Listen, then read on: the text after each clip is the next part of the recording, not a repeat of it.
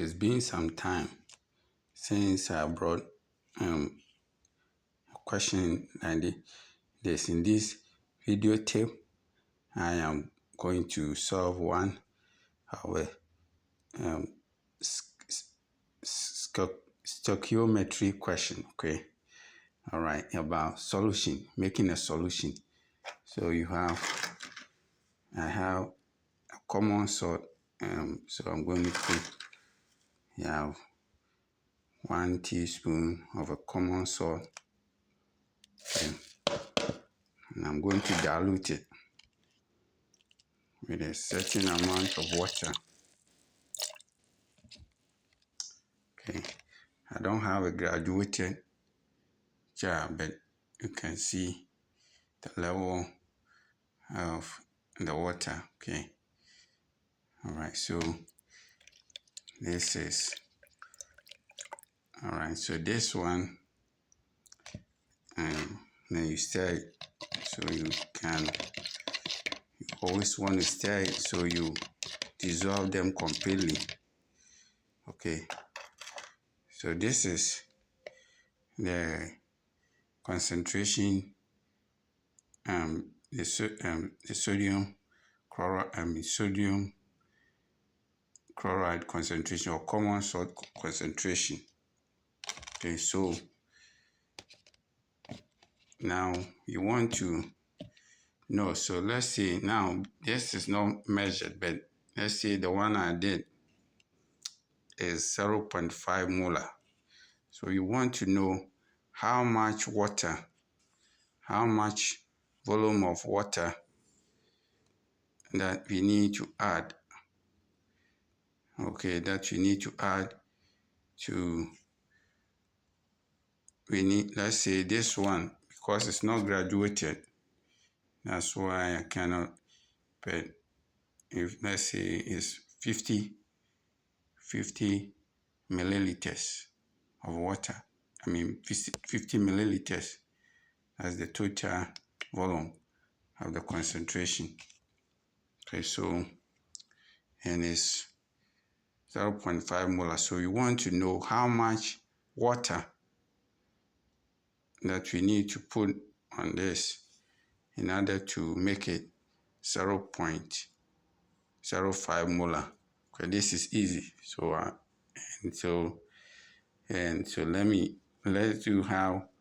let's solve how it's going to look like. So solution. Now, because the same amount of salt, when you put the water, additional water into it, it's going to be the same amount of solid particle. The solid particle will not change, no matter how much volume of water you put. So that means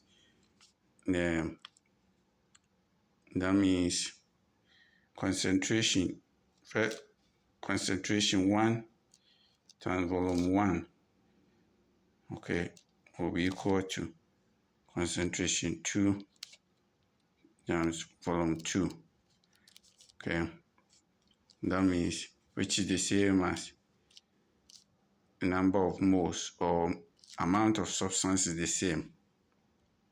Okay, so we have 0.25 molar times the volume here is 50 milliliters, and that should equal to 0.05 molar times the final volume V2. Okay, now I'm not starting from the beginning, but this should be basic. And then the mole is this one, is the same, or also is the same as the amount of substance can also be mass over molar mass. Okay, so depending on the question, but this one, now if you were using to find another substance, you will equate the masses, and then we can know what substance that will dissolve. Okay, and for the substance if the concentration are the same, if the amount of substances are the same, then this will work. This equation will work for that. Okay, so we have volume V. The V2 is going to be 0.25 molar times 50 milliliters of the solution, all over 0.05 molar. Okay, so when you do the cancellation, okay, you are going to get, let's say, I'm going to remove all the decimals. Okay, when you remove all the decimals, then you are going to get 25 times 50 over 5. Okay, this one, you move it 1, 2, and then you move the top to 1, 2. So you have 25 times 50 over 5. So you get 5 times 50. The final volume is going to be 250 milliliters. So what that means is that, so now the question is, how much water do you need to add in order to get for the final volume must be 250. So the difference between the final volume and the initial volume is the amount of water you will need. So the amount of volume of water, H2O needed, should be equal to V2 minus V1. And that's going to be 250 milliliters minus 50 milliliters. Okay, and that will give you 200 milliliters of water.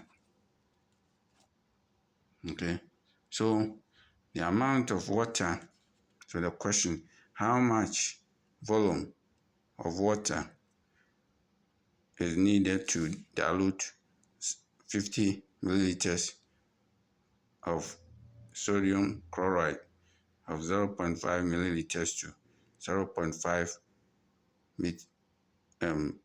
molar? The answer is you need 200 milliliters of water to do that. Okay, I hope you find this useful. You apply it to many other concepts for this same. It's going to be a general. If you understand that, you're going to use it in all aspects, for the principle will be the same. All right, I'll bring some more as the Lord allows. Bye.